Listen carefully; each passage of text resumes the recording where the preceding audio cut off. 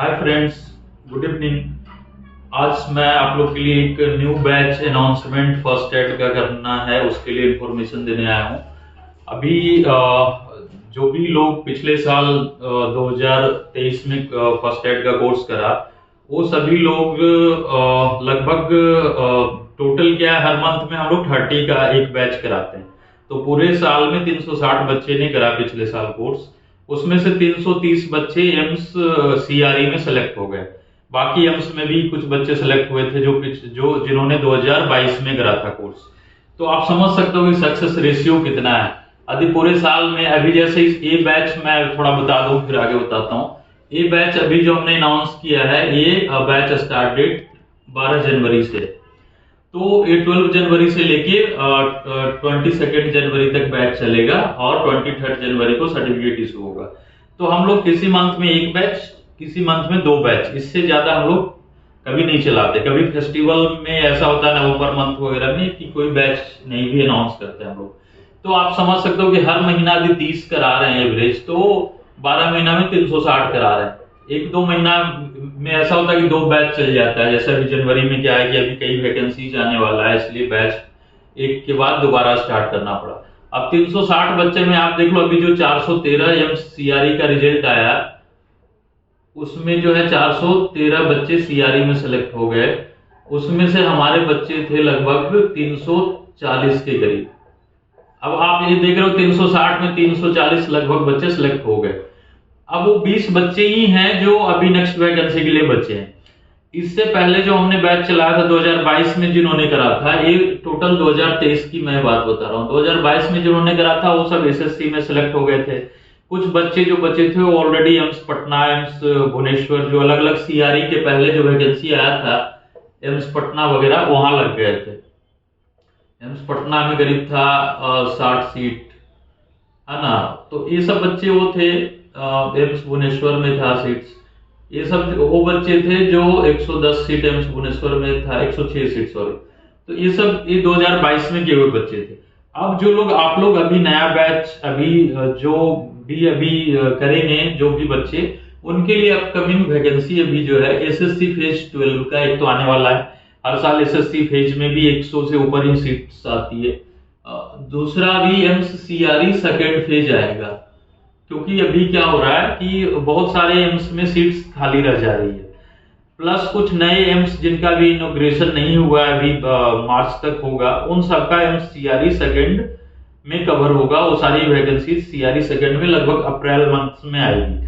तो आप लोग के लिए भी एक अच्छी अपॉर्चुनिटीज है। और हमारे पास सबसे बड़ी बात सीट लिमिटेशंस की है कि 30 सीट्स ही होते हैं हर बैच में।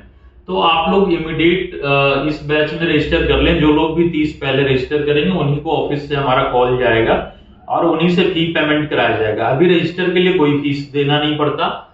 अभी आप ऑनलाइन एडमिशन कहीं भी पूरे इंडिया में आप रहते हो, ऑनलाइन एडमिशन यहाँ से ले सकते हैं, www.dgmsfirstaid.com।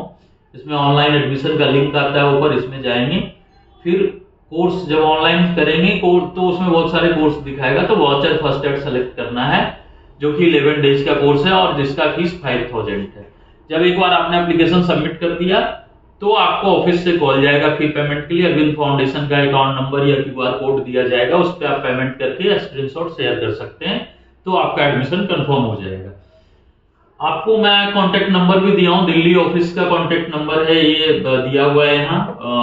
पटना ऑफिस का भी कांटेक्ट नंबर दिया हुआ है। जो लोग इधर लोकेलिटी के हिसाब से, कोई पटना के लिए, जैसे बिहार, बंगाल, झारखंड, ये सब स्टेट के लिए है। दिल्ली में बेसिकली जो राजस्थान, हरियाणा, पंजाब, हिमाचल, इन स्टेट्स के बच्चे हैं, या कहीं भी ऑल ओवर इंडिया में कहीं से भी दोनों में नंबर पे कांटेक्ट कर सकते हैं आप।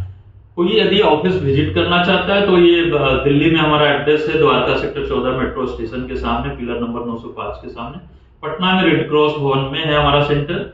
आपको पहले भी बताया कि कई लोग रेड क्रॉस से करा था, सन जॉन से, उनका सर्टिफिकेट 3-3 साल तक नहीं आता, कई बार तो आता ही नहीं है, क्योंकि उनका प्रॉपर रिकॉर्ड ही नहीं होता हेड ऑफिस तक। तो आप उन चक्रों में मत पड़िए। जो लोग भी अरविंद फाउंडेशन से थे वो इमीडिएटली ज्वाइन किए, उनको कहीं कोई इशू नहीं आया।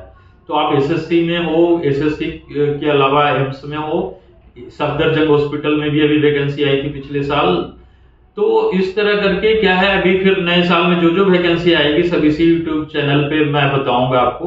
तो आप इमीडिएट कोर्स ज्वाइन कर लीजिए, कल से ही बैच स्टार्ट हो रहा है, आज 11 तारीख है। एक्चुअल में क्या होता है, हमें भी गवर्नमेंट से कंफर्मेशन लेना पड़ता है बैच का, और वो एक दिन पहले ही कंफर्मेशन आता है। तो आज ही कंफर्मेशन आया है 12 तारीख वाले बैच के लिए स्टार्ट करने के लिए। तो मैं अभी इमीडिएट आपको वीडियो डाल रहा हूं, तो आप इनरोल कर लें आज से कल तक, है ना, ताकि बैच में आपका नाम डल जाए और आप इस बैच में कोर्स कर लें। पहले से जो लोग कोर्स करके रखेंगे उनके लिए बेनिफिट है, क्योंकि मैं देख रहा हूं कई 10-15 बच्चे तो मेरी नजर में ऐसे हैं जो सीआरई में सेलेक्ट हो गए हैं, उनको कोई ना कोई एम्स अलॉट हो गया, एम्स भोपाल या एम्स जोधपुर, लेकिन उनके पास सर्टिफिकेट नहीं है। उन्होंने अपने पैर पे खुद ही कुल्हाड़ी मारा, वो अंदाजे से फॉर्म भर दिया, किसी भी इंस्टीट्यूट का नाम दे के, बाद में क्या है रेड क्रॉस का नाम दे दिया, किसी का दे दिया, बाद में वो सर्टिफिकेट ढूंढते फिर रहे हैं।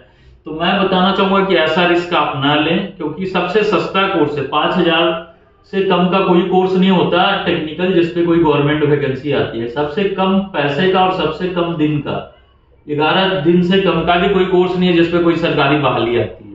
तो आप ये बात याद रखें, इसमें कोई आस्कत ना करें कि सिलेक्शन होगा तब सर्टिफिकेट ढूंढेंगे, ये माइंड से निकाल दें।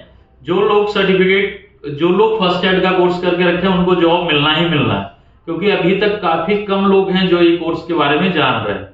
जब से हमारा यूट्यूब चैनल आया जब से लोग जान पाए हैं इस कोर्स के बारे में, और तब से ही लोग ज्वाइन कर पा रहे हैं। अदरवाइज क्या है, हर साल सीटें खाली जाती थी, हर साल जितनी भी वैकेंसी एसएससी में आती थी बच्चे नहीं मिल पाते थे, 100 में मुश्किल से 5 सीट भरती थी। तो आप निश्चित तौर से कल तक इनरोल हो लें इस बैच में, और अपना समझो नेक्स्ट बैच जो भी नेक्स्ट वैकेंसी आएगी उसके लिए अपना सीट आप सिक्योर रख सकते हैं। Okay, thank you, bye bye.